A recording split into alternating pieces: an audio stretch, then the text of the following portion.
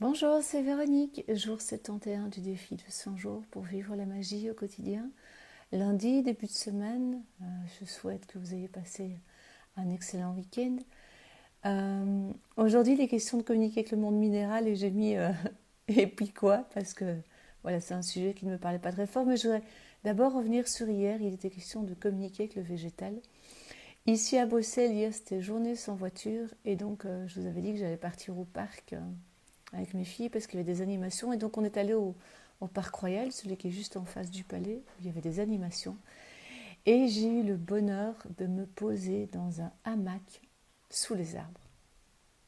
Voilà, là ça a été mon moment de bonheur suprême de juste pouvoir me laisser bercer sous les arbres. Et voilà, je vous en parle et je revois ces platanes. Il y avait quelques hamacs qui étaient posés, disposés entre les arbres, et puis un monsieur qui jouait de la musique, et c'était un instant magique, une communion vraiment extraordinaire. Ça m'a fait un bien fou. D'ailleurs, j'ai noté sur ma liste d'envie d'avoir un hamac pour le printemps prochain.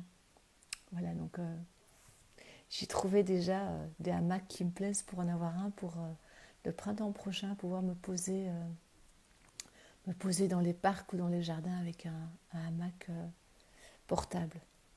Voilà, alors aujourd'hui, communiquer avec le monde minéral, m'a pas mal interpellée quand j'ai vu le thème, parce que je me suis dit, oups, les pierres, c'est pas trop mon truc. Voilà, chacun sa sensibilité. Moi, c'est plus les fleurs de bac, les plantes, les arbres, que le monde minéral. Et puis je me suis rappelé que quand j'avais fait ma formation en géobiologie, on avait appris à faire des corrections avec les pierres. Et je me suis rappelé comment j'avais trouvé une pierre et qui s'était adaptée parfaitement à l'endroit. Je me suis dit, tiens, peut-être que quand même, quelque part, tu avais pu entrer en lien avec cette pierre pour remarquer qu'elle allait pouvoir exactement aller faire le job. Quand on l'a posée, on a testé la position que je lui avais donnée. Elle s'adaptait parfaitement. Et une fois que nous avons quitté le lieu, qui était un chemin, c'était juste un exercice, on n'allait pas faire une correction pour des personnes, eh bien, c'est comme si la pierre avait toujours été à cet endroit. Donc, je me suis rappelé ça en me disant, mais oui, tu as cette faculté. Tu l'as simplement un peu oublié. Et puis, je me suis rappelé, ça je ne l'avais pas complètement oublié, que j'étais l'heureuse propriétaire d'un superbe quartz rose qu'une amie m'a offert pour mon anniversaire il y a 2 ans. Une amie qui, elle, est très, très branchée avec les pierres. Je l'ai en main et j'ai plein de frissons. C'est dingue. Et donc, je me suis rappelé que j'avais ce quartz rose qui était là parmi d'autres objets fétiches dans mon bureau. Et je l'ai pris en main pour chanter les voyelles. Je ne sais pas pourquoi, je l'ai pris en main et je l'ai posé ici, contre le cœur. Et waouh, j'ai senti vraiment, vraiment son énergie qui me traversait,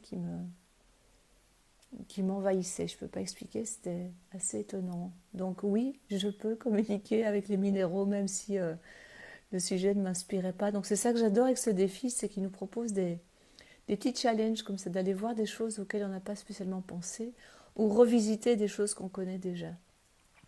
Donc ce quartz rose que j'avais mis là, dans une certaine zone feng shui de mon bureau, eh bien aujourd'hui je vais le garder bien à l'œil toute la journée pour, plutôt que de l'avoir dans mon dos, je vais l'avoir sous les yeux pour que sa douce vibration m'accompagne toute la journée. Voilà, c'est ce que j'avais envie de vous partager au sujet des minéraux. Voilà, dans le livre du défi, Lilou suggère, comme les enfants qui gardent des cailloux, de choisir un petit caillou, de le porter un peu comme un porte-bonheur. Moi, ce sera le quartz rose, sans que je serai à la maison à travailler à mon bureau. Je vais le garder devant moi pour qu'il soit là, puis je l'emporterai dans mon cœur pour le reste de la journée. Ce que j'ai déjà fait aussi, que vous pouvez faire, qui est assez amusant, c'est, j'ai déjà fait avec les arbres aussi, faire avec les rochers, c'est observer, prendre un temps pour vous asseoir si c'est possible. J'ai souvent fait ça à la montagne et voir qu'il y a des visages dans les rochers. C'est assez amusant, assez intéressant. Ou bien de voir comment un petit caillou va nous interpeller sur le bord d'un chemin. Ou bien on va prendre des cailloux dans une rivière et puis les garder, voilà, échanger avec eux. Je ne sais pas si vous avez déjà arrivé. Moi, je vous dis, je ne suis pas très, très, très caillou, très minéral, Mais bon, voilà. En tout cas, le quartz rose, aujourd'hui, j'ai bien envie qu'il m'accompagne pour toute la journée. Que je vous souhaite magnifique, une toute belle semaine. On avance dans le défi. J'ai largement passé la moitié maintenant. Voilà, sur ce, je vous souhaite une toute belle journée. Moi, j'ai vraiment baigné dans l'énergie de ce quartz rose et je me réjouis de voir ce que